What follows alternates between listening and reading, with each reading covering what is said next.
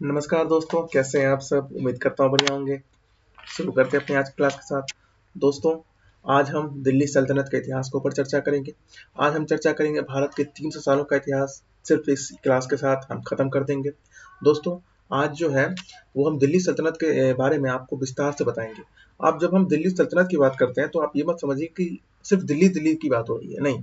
जब हम दिल्ली सल्तनत की बात करते हैं तो हम उस समय के सभी पक्षों के बारे में चर्चा करेंगे। लगभग 300 सालों का इतिहास जो है, इसकी शुरुआत हम करेंगे।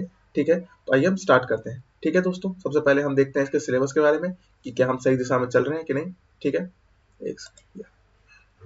तो हम देखते हैं कि हम सिलेबस के हिसाब से सही चल रहे हैं कि नहीं। देखिए, हमने इससे पहले एंशिएंट हिस्ट्री खत्म की है, मतलब कि हमने प्राचीन भारत खत्म किया है। हमने उसके चैप्टर 3, 4, 6, 7 इसको खत्म किया था। हमारे जो चैप्टर अगला है, चैप्टर 9 हमें करना है। आज हम इसको खत्म कर देंगे, फिर हम 10 पे आएंगे और इस हिसाब से हम मध्यकालीन भारत को भी खत्म कर देंगे। ठीक है दोस्तों, देखिए, क्योंकि ये बाकी सब टीएमए का हिस्सा है, असाइनमेंट में आएगा। मैं आपको सिर्फ एक पीडीएफ प्रोवाइड करवा दूंगा जब आपका असाइनमेंट का टाइम आएगा। ठीक है, तो आप उससे अपना खत्म कर सकते हैं। और जो यहाँ के मेन चैप्टर्स हैं वो ये सब होते हैं। ठीक है, आइए स्टार्ट करते हैं। तो सबसे पहले बात करते हैं दिल्ली सल्तनत के बारे में। ठीक है, देखिए, 1200 से लेकर के लगभग 1526 तक, जब तक मुगल देश में नहीं आते, यानी बाबर देश में नहीं आते, तब तक का जो कार्यकाल होता है उसको हम दिल्ली सल्तनत का कार्यकाल कहते हैं। इस बीच हमें 5 वंशज देखने को मिलते हैं देश के अंदर। कितने? टोटल 5 वंशज, जिनकी शुरुआत गुलाम से शुरू होती है, गुलाम वंश से शुरू होती है, क्योंकि गुलाम वंश के ऊपर है इसका नाम, वो विस्तार से बताएंगे। ठीक है, और लोधी वंश में जाके ये खत्म हो जाता है। ठीक है, लोधी वंश होते हैं आखिरी जो लोधी होते हैं वो बाबर से हार जाते हैं। उसके बारे में हम चर्चा करेंगे और उसके बाद हम दिल्ली सल्तनत खत्म हो जाता है। ठीक है, तो ये जो पूरा शासनकाल होता है इसी को हम दिल्ली सल्तनत कहते हैं, और यहाँ के जो राजा होते हैं उन्हें हम सुल्तान कहते हैं। ठीक है, आगे चलते हैं, चलिए स्टार्ट करते हैं। देखिए, दिल्ली सल्तनत का जो फेज होता है वो उससे पहले हमें कुछ पूर्वी चीजों को जानना होता है, जैसे कि भारत पे अरबों का आक्रमण कैसे हुआ, कब हुआ। ठीक है, मोहम्मद गजनबी के बारे में, मोहम्मद गौरी के बारे में, फिर हम गुलाम वंश पे आएंगे, फिर खिलजी वंश पे आएंगे, फिर तुगलक पे आएंगे, फिर सैयद पे आएंगे, और फिर अंत में लोधी वंश के साथ हम दिल्ली सल्तनत को खत्म करेंगे। अच्छा, दिल्ली सल्तनत में हम इसके बाद ये भी चर्चा करेंगे कि क्या कौन कौन से ऐसे कारण थे उस समय की, समस्याएं कौन कौन सी थी, पूरे 300 साल के इतिहास में ऐसी कौन कौन सी चुनौतियां थी जो दिल्ली सल्तनत के समय दिल्ली के सुल्तानों के पास और दिल्ली के आम जनताओं के पास आई थी। ठीक है, आगे चलते हैं, शुरू करते हैं अपने इतिहास को। ठीक है, तो हम पहले बात करते हैं भारत पर अरबों का आक्रमण। ठीक है, देखिए, 712 में उमैद खलीफा, खलीफा कौन थे? खलीफा इस्लाम के बहुत ही पवित्र व्यक्ति होते हैं, मैं इनके बारे में चर्चा करूंगा। ठीक है, इनके जो सेनापति थे मोहम्मद बिन कासिम, ठीक है, इन्होंने भारत पर हमला किया।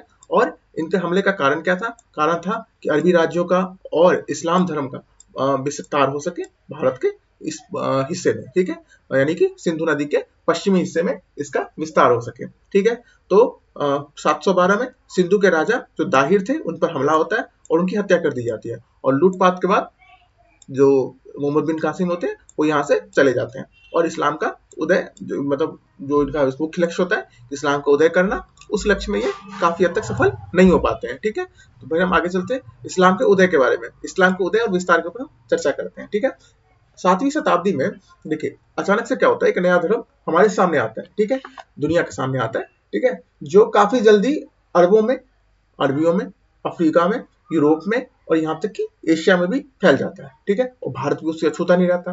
ठीक है, इसकी जो स्थापना होती है इस धर्म की वो करी जाती है मोहम्मद पैगंबर साहब के द्वारा। ठीक है, पैगंबर मोहम्मद साहब जी के द्वारा, और यहाँ पर वो एक ईश्वर की और एक धार्मिक किताब की, जिसको कुरान कहते हैं, इसकी बात करते हैं। ठीक है, समझ गए? ठीक है, पैगंबर के मरने के बाद क्या होता है, खलीफाओं के नेतृत्व में ये चीजें आ जाती हैं, मतलब जो धर्म का प्रचार करने की जिम्मेदारी खलीफाओं के ऊपर आती है, और यहाँ पर 4 प्रकार के खलीफाओं का वर्णन किया गया है। ठीक है, तो देखिए, जब वो पैगंबर साहब मतलब ये जो धर्म का स्टार्ट करते हैं, इसमें उन्होंने कुछ सिद्धांत भी देते हैं। सिद्धांत कौन कौन से होते हैं? 5 वक्त का नमाज, यानी कि 5 टाइम पे आपको नमाज पढ़ना है, रमजान के महीने में आपको व्रत रखनी है, दान करना है, और हज की यात्रा करनी है। हज यानी कि जो मोहम्मद साहब का जो वो जगह है मक्का और मदीना, उन जगहों को हज कहा जाता है। ठीक है, तो आपको उनकी यात्रा के बारे में कहा जाता है। ठीक है, आगे चलते हैं। देखिए, ये आपका इंग्लिश वर्जन है, आप इसको अगर चाहें तो पढ़ सकते हैं। ठीक है, आगे चलते हैं। मोहम्मद गजनबी के बारे में जानते हैं। मोहम्मद गजनबी कौन था? देखिए, मोहम्मद गजनबी ने भारत पर 17 बार आक्रमण किया था, यानी कि 17 बार भारत पर हमला किया था।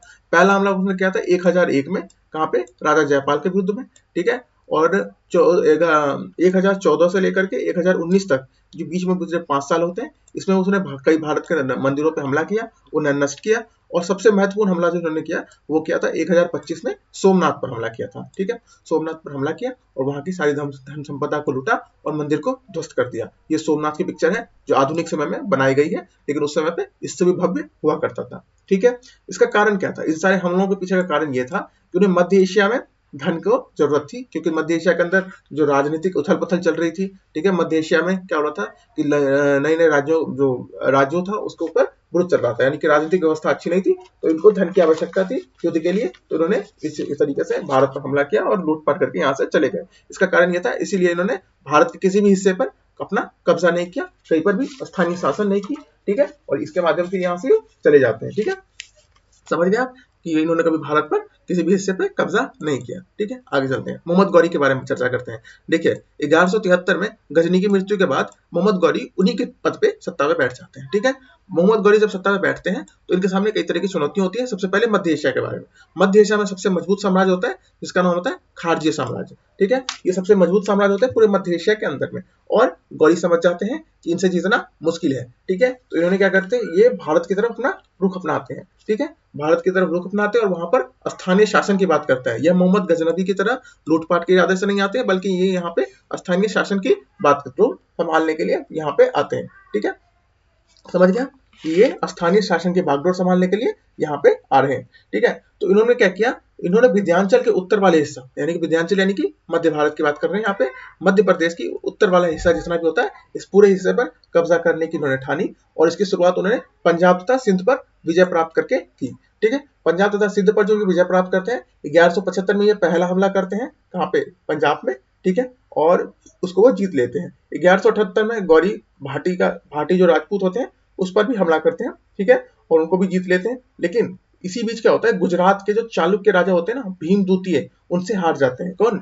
मोहम्मद गौरी चालुक्य जो राजा होते हैं भीम द्वितीय, उनसे हार जाते हैं और ये समझ जाते हैं कि पंजाब में इन्हें खुद की स्थिति को मजबूत करना होगा। ठीक है, पंजाब में स्थिति को मजबूत करने के लिए, और उसके बाद जब ये पंजाब में अपनी स्थिति को मजबूत कर लेते हैं तब ये गंगा द्वार की तरफ बढ़ते हैं, यानी कि गंगा के हिस्से में बढ़ते हैं। लेकिन गंगा द्वार पे, यानी कि उत्तर भारत में गंगा द्वार पे, जिसको हम गंगा द्वार कह सकते हैं, आप यमुना नदी और गंगा नदी के संगम को समझ सकते हैं। ठीक है, इस जगह पर ये सबसे मजबूत जो राजा होते हैं पृथ्वीराज चौहान जी, इनसे इनका टकराव होता है। ठीक है, और टकराव के कारण क्या होता है, तराइन वन में, ठीक है, जो 1191 में होता है, इसमें क्या होता है कि दोनों के मध्य, क्योंकि ये पृथ्वीराज चौहान भी साम्राज्यवाद की स्थापना करने के ऊपर जोर डाल रहे थे, मतलब उनका मुख्य लक्ष्य तो वैसे साम्राज्यवाद नहीं था, लेकिन ये अपने राज्य को सुरक्षित भी रखना चाहते थे और राज्य को बढ़ाना भी चाहते थे। तो दोनों के मध्य में क्या होता है कि तराइन वाले इलाके में, जो हरियाणा का तराई हिस्सा होता है, ठीक है, तराइन में उन दोनों के बीच में क्या होता है कि युद्ध का एक बुगुल बच जाता है, क्योंकि दोनों को ही चाहिए। जो मोहम्मद गौरी है उसको भी ये वाला हिस्सा चाहिए, और जो पृथ्वीराज चौहान है उसको भी पंजाब चाहिए। ठीक है, दोनों को दोनों चीजें चाहिए, तो इसलिए क्या होता है कि यहाँ पे युद्ध की बगान संभाल दी जाती है। ठीक है, और जो भाटिंग के जो दाने होते हैं ना, दावे के लेकर पृथ्वीराज चौहान, देखिए एक जगह होती है जिसका नाम होता है भाटिंग। ठीक है, भाटिंग जगह होती है जिसको लेकर के दोनों दावे करते हैं, वो भी चाहते हैं हम भी जाए और वो चाहते हैं कि हम भी लें, तो दोनों के बीच में युद्ध होती है। और इस युद्ध में क्या होता है कि मोहम्मद गौरी मरते मरते बचता है, मतलब वो अपनी सेना पूरी तरह हार जाती है और वो भागता है पीछे।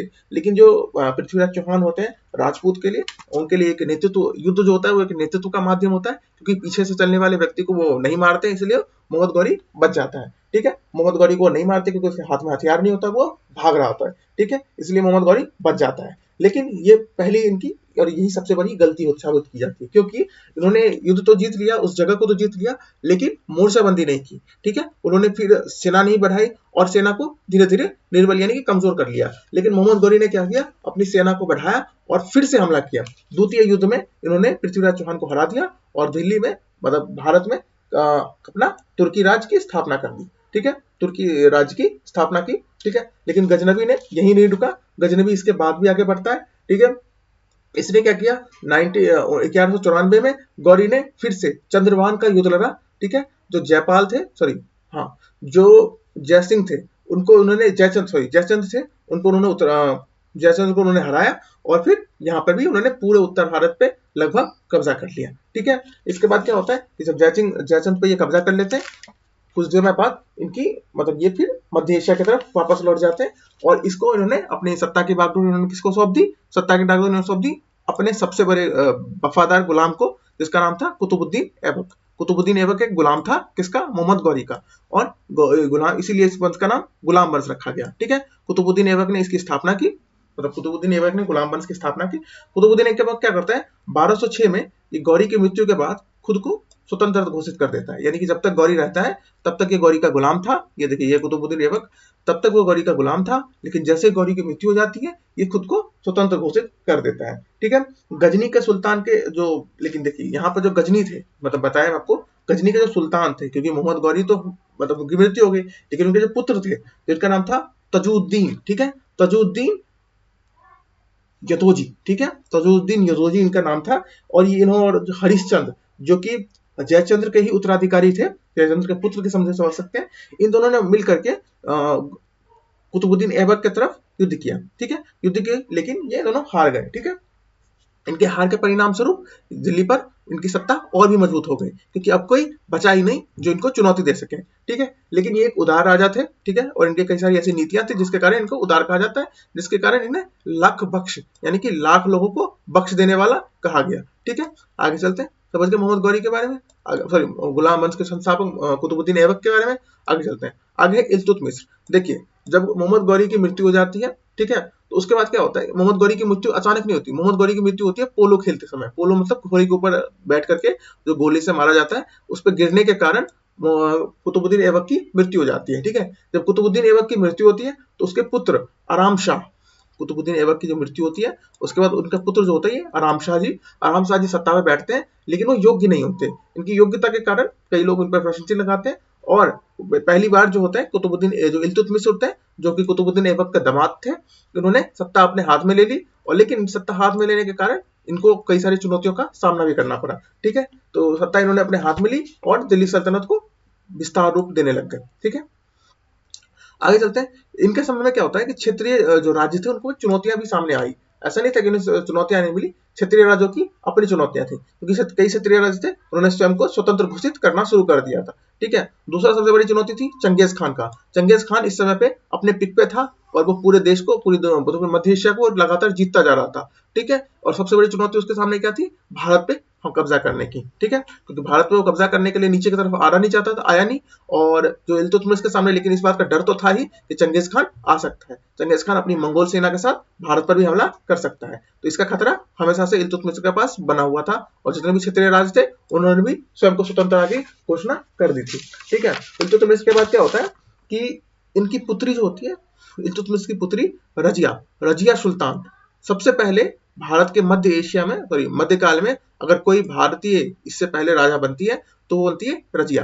रजिया कौन होती है, इल्तुतमिश की पुत्री। सबसे पहले तो बात होती है योग्यता के बाद। ठीक है, जब इल्तुतमिश की मृत्यु हो जाती है तो उसके पुत्र जो होते हैं उत्तराधिकारी के रूप में उन्हें घोषित किया जाता है। ठीक है, लेकिन वो योग्य नहीं होते और वो काफी कठोर होते हैं और निरंकुश टाइप में होते हैं। तो दिल्ली की जो जनता होती है ना, वो क्या करती है, रजिया सुल्तान को दिल्ली का मतलब दिल्ली को सुल्तान के रूप में घोषित कर देती है। ठीक है, लेकिन रजिया सुल्तान क्योंकि क्या करती है, जब ये सत्ता में आती है तो काफी उदार दिल की होती है, और इनके पास जो होती है ये काफी योग्य होती है प्रशासनिक रूप से भी और वैसे भी। ठीक है, तो क्या होता है कि जब ये सत्ता में आती है तो ये योग्य लोगों को ही सत्ता में रखना चाहती है। तो क्या करती है, गैर तुर्की लोगों को भी ना सत्ता में भागीदारी बनाने लगती है, कई विभाग उन्हें देने लगती है, जिससे क्या होता है कि जो तुर्की लोग होते हैं और जो तुर्की का जो शासन होता है वो इसके खिलाफ हो जाता है, और अमीर जो होते हैं वो लोग भी इसके खिलाफ हो जाते हैं। तो परिणाम स्वरूप क्या होता है कि जितने भी लोग होते हैं जो रजिया के खिलाफ चल रहे होते हैं, जिसके कारण रजिया की हत्या कर दी जाती है उनके ऊपर एक आरोप लगा करके। और उनका आरोप यह था कि जो अभिशाई सरदार, जो घोड़ों का सरदार था याकूब, इनके साथ इनके नाजायज संबंध थे, ये आरोप लगा करके इनकी हत्या कर दी जाती है। और सबसे इंपॉर्टेंट बात ये होता है कि कोई पुरुषवादी की जो संप्रदाय, उस समय के जो पुरुषवादी सोच होती है, वो किसी भी महिलाओं को इस तरीके से स्वीकार नहीं करती जो सुल्तान बने और उनके सर पे रहे। ठीक है, तो आगे चलते हैं।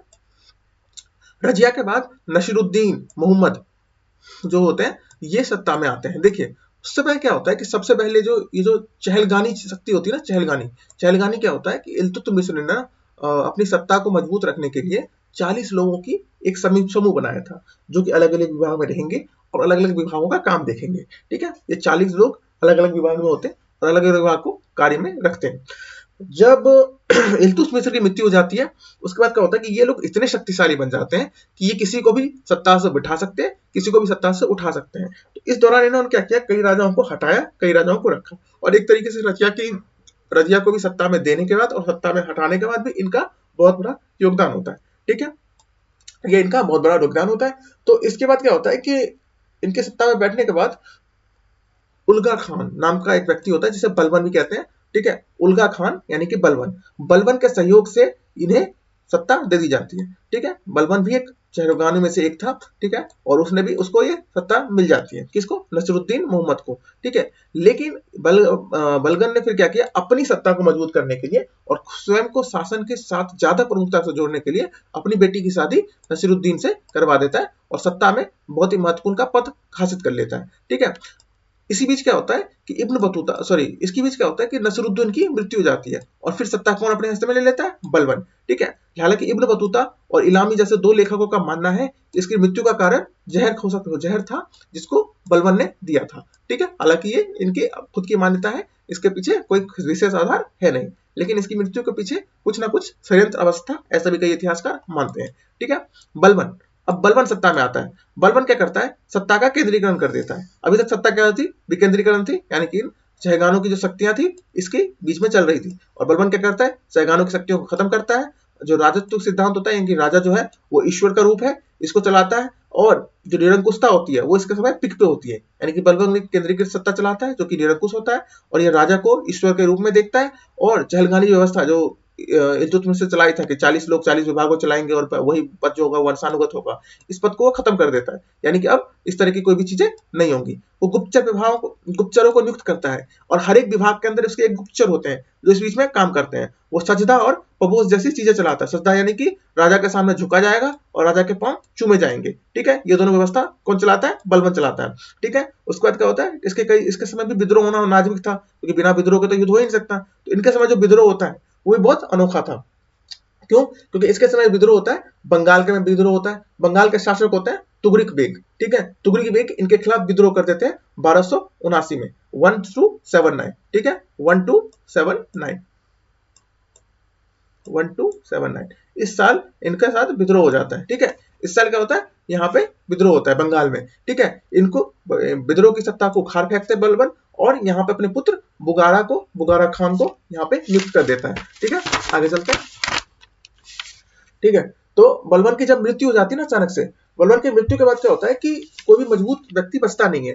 हालांकि उसके पुत्र जो होते हैं कैमूर, उसको सत्ता दी जाती है, लेकिन वो पश्चिमी कमान में जो मंगोल जो लोग होते हैं ना, उससे उसकी हालत खराब हो जाती है। ठीक है, और वो लड़ने वाले जो फिरोज होते हैं ना, उसी में देखो मंगोल के इसी बीच क्या होता है कि जो मंगोल जो होते हैं वो बहुत अपने पिक पे होते हैं, क्योंकि मंगोल अभी चल ही रहे हैं, मंगोल अपने पिक पे हैं, और इनसे युद्ध लड़ना भी अभी मुमकिन नामुमकिन टाइप में चल रहा है। ठीक है, इसी बीच क्या हो रहा है कि जब बलबन की मृत्यु हो गई और सत्ता पर जैसे जो अयोग्य लोग जो व्यक्ति जो बैठ चुके हैं, इसी बीच क्या होता है कि जो मंगोल के साथ जो युद्ध लड़ रहे होते हैं, ठीक है, फिरोज, ठीक है, जिनको हम जलालुद्दीन भी कहते हैं, जलालुद्दीन खिलजी। ठीक है, जलालुद्दीन खिलजी क्या करते हैं, सत्ता अपने हाथ में ले लेते हैं और इसको खत्म कर देते हैं, यानी कि गुलाम वंश अब पूरी तरीके से खत्म हो गया, अब खिलजी वंश शुरू हो जाएगा। ठीक है, जलालुद्दीन खिलजी क्या करते हैं, गुलाम जो आखिरी शासक होता है उसको मरवा देते हैं और सत्ता अपने पास रख लेते हैं। ठीक है, इनकी उम्र कितनी होती है जिस समय ये सत्ता मिलती है, ये 70 साल के होते हैं, और ये गुलाम का जो गुलामों का जो व्यवस्था चल रही होती है, गुलामों को ज्यादा से ज्यादा सत्ता दी जाती है, इसको वो खत्म करते हैं और गुलामों को अब सत्ता से धीरे धीरे निकालना शुरू कर देते हैं। ये एक उदार राजा होते हैं, और यहाँ तक कि इतना उदार होता है कि जो इनके खिलाफ विद्रोह करता है ये उन्हें भी माफ कर देते हैं। ठीक है, ये काफी उदार राजा है, 70 साल की उम्र में इनकी, उनको सत्ता मिली है, तो ये धीरे धीरे इस चीज को भोग देंगे। ठीक है, आगे चलते हैं। ठीक है, जलालुद्दीन के बारे में इतना ही काफी था। अच्छा, ये एक बात और इंपॉर्टेंट भी कहते हैं, ये कहते हैं कि भारत में एक सच्चा इस्लामिक राज्य कभी हो ही नहीं सकता। क्यों, क्योंकि भारत के अधिकांश लोग गैर इस्लामिक हैं। ठीक है, और क्योंकि इतने बड़े राज्य को आपको चलाना है तो आप पूरी तरीके से इस्लामिक राज्य नहीं चला सकते। ठीक है, क्योंकि गैर इस्लामियों के बीच में आप पूरी तरीके से इस्लामिक राज्य की कल्पना भी नहीं कर सकते, और अगर करते हैं तो वो बेबुनियाद है। ठीक है, ये जलालुद्दीन खिलजी कहते हैं। ठीक है, आगे चलते हैं। अलाउद्दीन खिलजी, जलालुद्दीन खिलजी के ही भतीजे और इनके दामाद, ये देखिए ये अलाउद्दीन खिलजी जी, ये इनके दामाद भी होते हैं और ये भतीजे भी है। ठीक है, ये क्या करते हैं, पूरे दक्षिण भारत में सबसे पहली बार तुर्की साम्राज्य का विस्तार करते हैं। ये क्या करते हैं, विदिशा और देवगिरी में देवगिरी को राज्यों को हमला करते हैं, उसे अपने राज्य में मिलाने की चेष्टा करते हैं। ठीक है, और पहली बार तुर्की साम्राज्य का विस्तार होता है कहाँ पे, दक्षिण भारत में। ठीक है, इसी में क्या होता है कि जो बलबन की जो नीतियां होती है, जो कठोर नीतियां होती है, ये इसको फिर से लागू करते हैं। उल्मा जो धार्मिक गुरु होते हैं उनको सत्ता से दूर करते हैं, यानी कि जो धार्मिक गुरु होते हैं वो अब प्रशासन से पूरी तरीके से दूर होंगे। इससे पहले के जो राजा थे वो धार्मिक गुरुओं की सलाह लिया करते थे और उसके अनुसार राज्य चलाते थे, लेकिन क्या करते हैं ये उसे रोक देते हैं। इनके कारण में विद्रोह भी होता है, कई सारे विद्रोह होते हैं, और ये विद्रोह के कारणों को समझते हैं। तो विद्रोह के कारण जो होते हैं उसको भी समझने की कोशिश करते हैं, तो उन्हें पता चलता है कि जो गुप्तचर व्यवस्था है वो इनकी कमजोर है, जो शराब का उपयोग है वो एक आम बन चुका है, यानी कि जो प्रशासन चल रहा है और बीच में शराब भी चल रहे हैं, तो इसको भी ये रोकने का प्रयास करते हैं।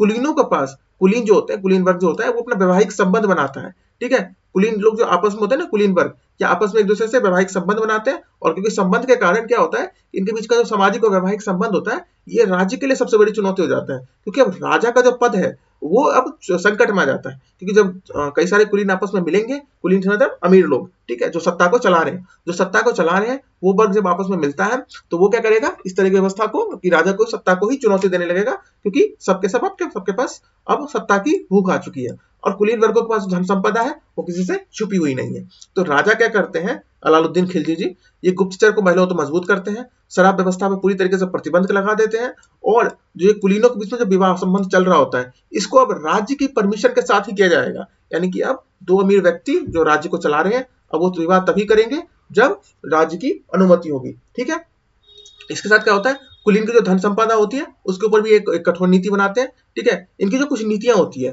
वो नीति होती है बाजार नीति। ठीक है, बाजार प्रणाली। जब बाजार नीति क्यों करते हैं, देखिए उस टाइम पे क्या होता है, मंगोलों का जो आक्रमण होता है वो अपने पिक पे होता है, इसलिए क्या करते हैं अलाउद्दीन खिलजी एक विशाल सेना बनाते हैं, और उस विशाल सेना के लिए बहुत सारा धन की आवश्यकता होती है, तो वो क्या करते हैं, धन की कमी कर देते हैं कि सेना को एक लिमिटेड धन देते हैं, लिमिटेड पैसा देते हैं, और वो लिमिटेड पैसा के अंदर अच्छा जीवन कैसे जी सके, अच्छे घोड़सवार कैसे कर सकें, इसीलिए वो बाजार नीति लाते हैं, ताकि जो धन हो, जो कि खरीद व्यापार की जो संपत्ति होती है, जो मूलभूत आवश्यकता की वस्तु होती है, उसका धन, उसके मूल्य कम हो सके, जिससे वहां आम सेना को भी अच्छी चीजें मुक्त हो सके। इसका अवसर क्या होता है कि आम जनता को भी इससे लाभ होता है और सुल्तान की एक वाहवाही होती है, लेकिन इसके कई सारे नेगेटिव चीजें भी हमें देखने को मिलते हैं। ठीक है, आगे चलते हैं।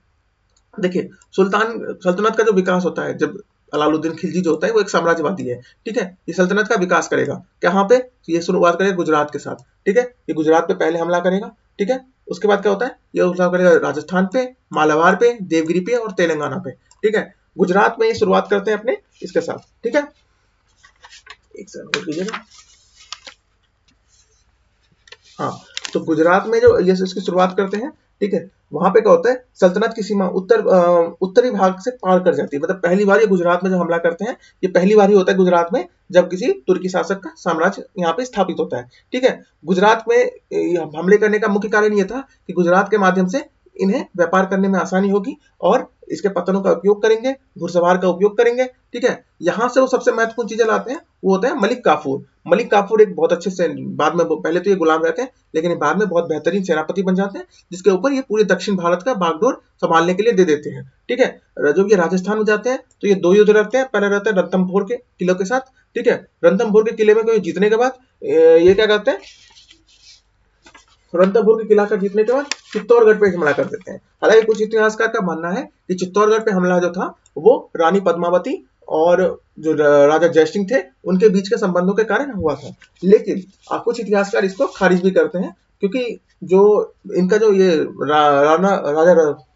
राजा रतन सिंह और पद्मावती का जो कहानी होती है वो मोहम्मद बिन जैसी के द्वारा लगभग उसके 200 साल बाद लिखी जाती है, इसलिए कई इतिहासकार इसके ऊपर प्रश्न चिन्ह भी लगाते हैं, लेकिन कई इतिहासकार इसको समर्थन भी करते हैं। ठीक है, कि ऐसा हुआ होगा। ठीक है, आगे चलते हैं। तो आपने समझ लिया इसके बारे में। देखिए मालवा में वो हमला करते हैं। ठीक है, उसके बाद क्या करते हैं, मालवा को वो 1305 में जीतते हैं। उसके बाद वो 1311 में पूरे राजपूताना को, यानी कि पूरे राजस्थान को अब उनके कब्जों में हो जाता है। किसके कब्जों में, अलाउद्दीन खिलजी के बाद। अच्छा, देवगिरी को जीतते हैं।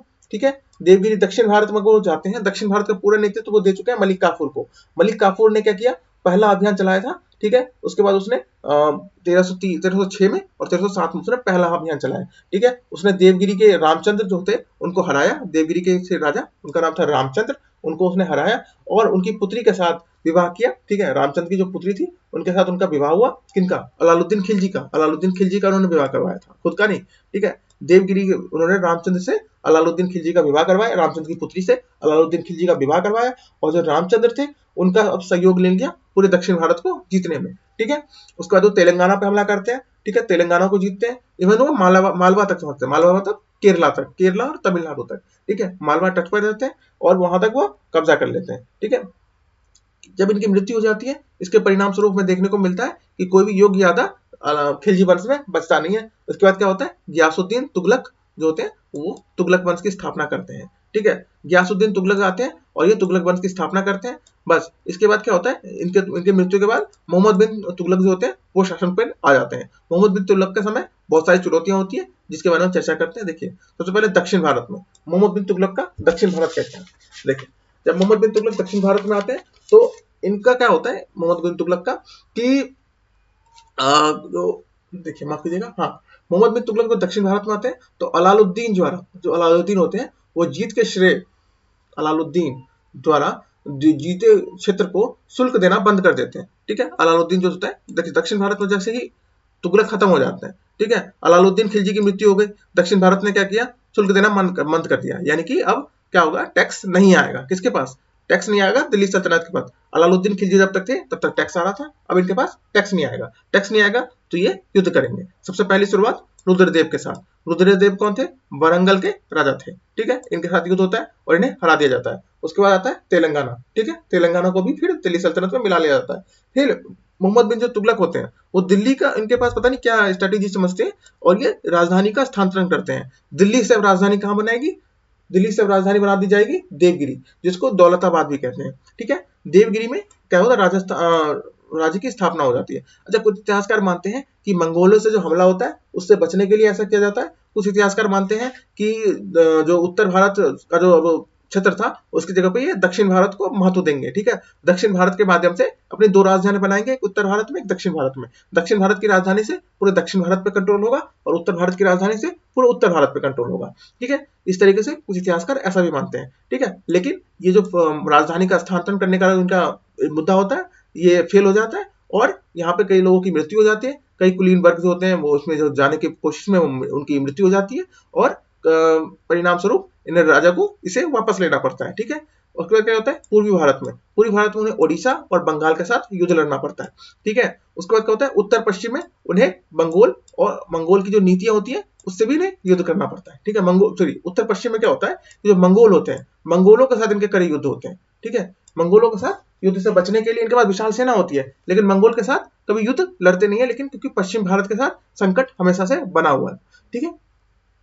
आगे चलते हैं, तो सीमा सुरक्षा इन्हें करनी है, ठीक है। तो इसलिए इनका भारी भरकम धन लगता है, ठीक है। इसी टाइम पे क्या होता है कि इनकी जो नीतियां होती है किनकी, तो मोहम्मद बिन तुगलक की पहले होती है दामनी को क्या होता है, कृषि विभाग होता है जिसमें कि किसानों को क्या होता है कि किसानों को अनाज मिलता है, ठीक है। किसानों को बीज मिलेगा, सिंचाई की सुविधाएं मिलेंगी और वो अच्छे से अच्छे फसल का उपजार कर सकते हैं। तो पहली बार मतलब किसानों को भी इस तरीके से देखने की नीति अपनाई जाती है, ठीक है। उसका क्या होता है, प्रतीकात्मक मुद्राएं यानी कि टोकन मनी, टोकन करेंसी ये चलाते हैं। कि किस तरह के सिक्के, देखिए इस तरह के वो सिक्के चला देते हैं। इसमें क्या होता है कि ये पीतल के सिक्के होते हैं लेकिन कहते हैं कि इसे चांदी के मूल्य में आप इसे स्वीकार करिए। देखिए उस समय क्या होता है कि विश्व के अंदर चांदी के सिक्के की कमी हो जाती है, चांदी की कमी हो जाती है, तो मोहम्मद बिन तुगलक इस तरह के सिक्के चलाते हैं और कहते हैं कि आप इसे चांदी के रूप में स्वीकार करिए। लेकिन India is not for beginners, ठीक है, इस तरह का मीम्स बहुत देखा होगा आपने। तो लोगों ने क्या किया, इसे अपने घर में ही छापने लग गए, यानी कि अब जो थे लोग इसे इतने बखूबी से छापते थे कि अब राजा का कौन सा सिक्का है और आम जनता ने कौन से सिक्के छापे हैं इसका मूल्य करना मुश्किल हो जाता है, ठीक है। तो परिणाम स्वरूप जो ये नीति होती है इसे वापस लेना पड़ता है और बाद में लोगों को इनके बदले चांदी के सिक्के देने पड़ते हैं और राज्य को भारी भरकम नुकसान झेलना पड़ता है, ठीक है। आगे चलते हैं। इसके बाद क्या होता है, इसके बाद आता है सैयद वंश, ठीक है। तैमूर के हमले के बाद देखिए जब तुगलक होते हैं देश में तभी एक हमला होता है बहुत खतरनाक और वो होता है तैमूर का जो हमला होता है इसमें क्या होता है, तैमूर का हमला 1398 में होता है। तैमूर के हमले के बाद पूरा उत्तर भारत, पूरा सल्तनत खलबली में मच जाता है। क्योंकि अचानक से हमले के बाद, और तैमूर का हमला जो होता है सिर्फ लूटपाट के इरादे से नहीं होता है, लूटपाट के इरादे के बाद ये सिर्फ 15 दिन तक देश में रहता है और ये भारी भरकम नरसंहार करता है, पूरी दिल्ली की जनता को लगभग खत्म कर चुका होता है। ठीक है, तो इसलिए तैमूर का हमला देश में सबसे बड़ा हमला होता है अब तक के इतिहास का नरसंहार के मामलों में। इसने बहुत भारी मात्रा में दिल्ली में 15 दिनों तक नरसंहार किया था और एक मौत का नंगा नाच इसने पूरी दिल्ली में नचाया था। ठीक है, राजा पहली बार अभी तक जितने भी युद्ध हो रहे थे इसमें से राजा और सैनिक मरते थे, लेकिन अब जो हमला हुआ है इसमें आम जनता की बहुत भारी भरकम मौत हुई है। ठीक है, इसकी मौत के बाद क्या होता है कि खिलजी खान को कौन, तैमूर पंजाब का गवर्नर नियुक्त कर देता है और वहां से इन्हें शासन करने को कहता है। मुल्तान भी तो पंजाबी होता है। ठीक है, वहां पे इसको शासन करने को कहता है। ठीक है, इस वंश की जो स्थापना होती है, किसकी, सैयद वंश की स्थापना कर दी जाती है। हालांकि फिर जो तुगलक होते हैं, तुगलक के सुल्तान के खत्म होने के बाद ये वापस दिल्ली का सल्तनत स्थापित कर लेता है। ठीक है, सैयद वंश की स्थापना कहाँ हुई थी, पंजाब में। जब तुगलक वंश कमजोर पड़ गया तो वापस ये दिल्ली सल्तनत पे आ गए और दिल्ली सल्तनत को अपने स्थापित कला में बैठा लिया। ठीक है, सैयद वंश जो होते हैं वो पैगंबर के वंशज होते हैं, ऐसा कहते हैं सरहिंद जो होते हैं वो अपनी किताब में कहते हैं कि जो ये लोग हैं, यानी कि ये सैयद जो है, ये सैयद जो होते हैं अपनी मतलब सरहिंद जो होते हैं अपनी किताब तारीख ए मुबारक शाही में ये कहते हैं कि जो ये पैगंबर के वंशज हैं, कौन, सैयद वंश जो है वो पैगंबर का वंशज है। इस तरह की बातें ये कहते हैं, सरहिंद कहते हैं। ठीक है, अपनी किताब में। खिलजी खान के बाद कोई योग्य शासक बचता ही नहीं है और 1445 में आलम शाह जो होता है वो मतलब भाग लेने की कोशिश करता है, लेकिन क्योंकि कोई योग्य शासक नहीं है तो बाद में इसकी मौत हो जाती है। किसके द्वारा, बहलोल लोधी के द्वारा, और फिर देश में लोधी वंश की स्थापना हो जाती है। ठीक है, लोधी वंश की स्थापना होती है। आप पहले पीछे वाले पिक्चर देखिए, ये एक सेकंड, ये देखिए, ये नक्शे को देखिए ध्यान से। ये जो होता है सैयद वंश के टाइम पे इतना सा दिल्ली बचता है। ठीक है, वहीं लोधी के टाइम पे ये दिल्ली बढ़ के इतनी बड़ी हो जाती है, यानी कि दिल्ली सल्तनत अब इतनी बड़ी लोधी ने कर दी है। ठीक है, लोधी कौन होते हैं, लोधी होते हैं पहले अफगान शासक। ठीक है, लोधी पहले अफगान शासक होते हैं, इससे पहले कोई भी अफगान शासक नहीं था, सबके सब तुर्की थे। ठीक है, बहलोल लोधी जो थे, उन्होंने पहली बार जो ये अफगान शासन की स्थापना की। इनके टाइम पे विद्रोह भी होता है। विद्रोह किस तरह का, जैसे कि मैंने बताया कि अभी राजा आए हैं। ठीक है, नए राजा आए हैं, इनका तो विरोध होना ही था। ठीक है, क्योंकि इनका विरोध इसलिए होता है कि देखिए, अभी तक जो नए राजा थे, जो पुराने राजा थे, वो टैक्स देते थे। जैसे कोई नया राजा आएगा, पुराने राजा को टैक्स देना बंद कर दिया जाएगा। इसी तरीके से इनके साथ भी होता है, इनके साथ भी यही चीजें होती है और विद्रोह शुरू हो जाता है। ठीक है, हालांकि कई विद्रोह को दबाते भी हैं, जैसे कि जौनपुर को दबाते हैं, ठीक है, मेवात को दबाते हैं, लेकिन परिणाम इतना खास होता नहीं है। सिकंदर लोधी एक कठोर शासक था। जब ये आया तो इसने जजिया फिर से लागू कर दिया। ठीक है, अभी तक राजाओं ने जजिया को खत्म कर दिया था, लेकिन जजिया को इसने फिर से लागू किया और इसने इसके टाइम पे इसने बिहार जो था उसने स्वयं को स्वतंत्र घोषित कर लिया था, लेकिन इसने फिर से बिहार को अपने में कब्जे कर लिया। ठीक है, इस बात क्या होता है, ये क्योंकि एक निरंकुश शासक था, कौन, जो लोधी वंश के, ये एक निरंकुश शासक थे, कौन, सिकंदर लोधी साहब, ये एक निरंकुश शासक थे, तो इनका काफी सारा विरोध भी हुआ था। इसके बाद आते हैं आखिरी लोधी, उनका नाम होता है इब्राहिम लोधी। ठीक है, इनका टाइम भी क्या होता है, इनका टाइम को विरोध का काल कहा जाता है। किसके विरुद्ध में, ये भाइयों के बीच में विरोध होता है। किसके भाई में, इब्राहिम लोधी होते हैं, इनके भाइयों के बाद युद्ध शुरू हो जाता है। ठीक है, इनके जो भाई होते हैं जिनका नाम होता है जलाल खान इनसे विद्रोह करते हैं और लास्ट में क्या होता है, ये जलाल खान को मरवा देते हैं। ठीक है, बिहार ने अब स्वयं को स्वतंत्र घोषित कर दिया है। ठीक है, अब बिहार के साथ इनको लड़ना है, किनको, इब्राहिम लोधी को। लेकिन इसी बीच पंजाब के साथ भी इनका युद्ध शुरू हो जाता है। पंजाब के जो होते हैं दौलत खान, इनके साथ इनका विद्रोह होता है और दौलत खान को ये विद्रोह में हरा देते हैं। लेकिन दौलत खान ने क्या किया, काबुल से बाबर को बुला लिया। ठीक है, और बाबर जब देश में आता है तो ये लोधी वंश के साथ पानीपत की प्रथम युद्ध, पानीपत के मैदान में दोनों के बीच में युद्ध होता है और परिणाम बाबर इसमें जीत जाता है और लोधी वंश का खत्म हो जाता है। इसके साथ क्या होता है, मुगल वंश की देश में स्थापना हो जाती है। ठीक है, तो दिल्ली सल्तनत यहाँ पे खत्म होता है। इसके साथ हम जानेंगे दिल्ली सल्तनत की चुनौतियां उस टाइम पे कौन कौन सी थी। देखिए, दिल्ली सल्तनत के समय जो चुनौतियां थी, सबसे पहले थे मंगोल। ठीक है, मंगोल उस समय देश के सामने सबसे बड़ी चुनौतियों में से एक थे। पूरे 300 सालों में जितना परेशान मंगोल ने देश को किया है, जितना परेशान दिल्ली सल्तनत को मंगोल ने किया, उतना शायद किसी ने किया होगा, क्योंकि पूरे पश्चिम उत्तर भारत पे इनका, मतलब पूरे पश्चिम उत्तर सीमाओं पे मंगोलों का एक तरह से कब्जा ही चल गया था और इनके इनसे टकराने की सामर्थ्य दिल्ली सल्तनत के पास तो बिल्कुल नहीं थी। अगर योग्य सैनिक भी थी फिर भी किसी भी दिल्ली सल्तनत ने मंगोलों से टकराने की कोशिश नहीं की। हालांकि दो राजा जो थे अपनी विशाल सेना के साथ मंगोलों के लिए तैयार थे, लेकिन उन्होंने कोई खास युद्ध मंगोलों के विरुद्ध कोई विशेष युद्ध नहीं लड़ा। ठीक है, आगे बढ़ते हैं। कुलीन वर्गों का जो आपसी में संबंध था वो काफी कठोर था। इसके कारण क्या होता था कि एक तो जो राजा थे उसका पद कोई तरीका नहीं था, पद को मतलब राजा के पद को चुनने का, ना तो कोई वंशानुगत चल रहा था, ना ही कोई योग्यता थी। तो दोनों के मध्य में चुनौतियां भरपूर मात्रा में थी। तो जो कुलीन वर्ग थे यही आपस में साठ गांठ करके अपने भाई भतीजा को सत्ता में लाने की कोशिश में लगे रहते थे। इसके कारण क्या होता था, कई योग्य राजाओं को सामने से हटा भी दिया जाता था। क्षेत्रीय जो शक्तियां थी उनका उदय हो गया था।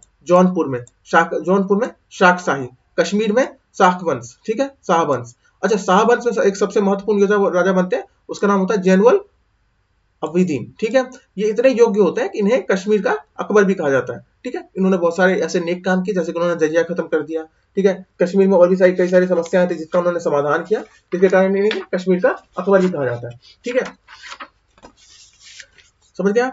इसके बाद क्या होता है मालवा में। ठीक है, मालवा में एक अलग चीज तरीके चल रही होती है। देखिए मालवा में क्या होता है, तैमूर के हमले के बाद, तैमूर का जैसे हमला होता है, मालवा, गुजरात, बंगाल, जो तीनों राज्य होते हैं ना, इन्होंने क्या किया, दिल्ली सल्तनत को वैल्यू देना छोड़ दिया। ठीक है, दिल्ली सल्तनत को उन्होंने कोई विशेष धन दिया नहीं, और दिल्ली सल्तनत को कमजोर करने में इन लोगों का बहुत बड़ा योगदान है। क्योंकि जैसे ही वो कमजोर हुआ, तैमूर ने हमला किया, दिल्ली सल्तनत कमजोर पड़ गया, इसकी शक्ति कमजोर हो गई, क्षेत्रीय राज्यों ने आपस में धन देना कम कर दिया, और दिल्ली सल्तनत पहले के मुकाबले और भी धीरे धीरे कमजोर होने लग गई। ठीक है, इसके साथ क्या होता है कि जितने भारतीय शासक थे उनका भी विद्रोह साथ में चल ही रहा था, क्योंकि भारतीय शासक भी चाहते थे कि सत्ता उनके हाथ में रहे, या फिर योग्यता के ऊपर बात करें तो इनके साथ भी कोई विशेष योगदान था नहीं। ठीक है, इस तरह से करके जितने, जैसे कि भारतीय शासक में क्या हुआ कि जो खासकर राजपूताना शासक था, ठीक है, और वरंगल का जो शासक था, देवगिरी का शासक था, दिक्कन का शासक था, ये सब छोटे छोटे और भी छोटे छोटे शासक थे, वो भी आपस में युद्ध लड़ते थे और इसको हराने के प्रयास में लगे रहते थे। ठीक है, तो दोस्तों आज के लिए इतना ही। आप इसका इंग्लिश वर्जन में पढ़ सकते हैं। ठीक है, आज के लिए इतना ही। हमारे पास पूरे 300 सालों का इतिहास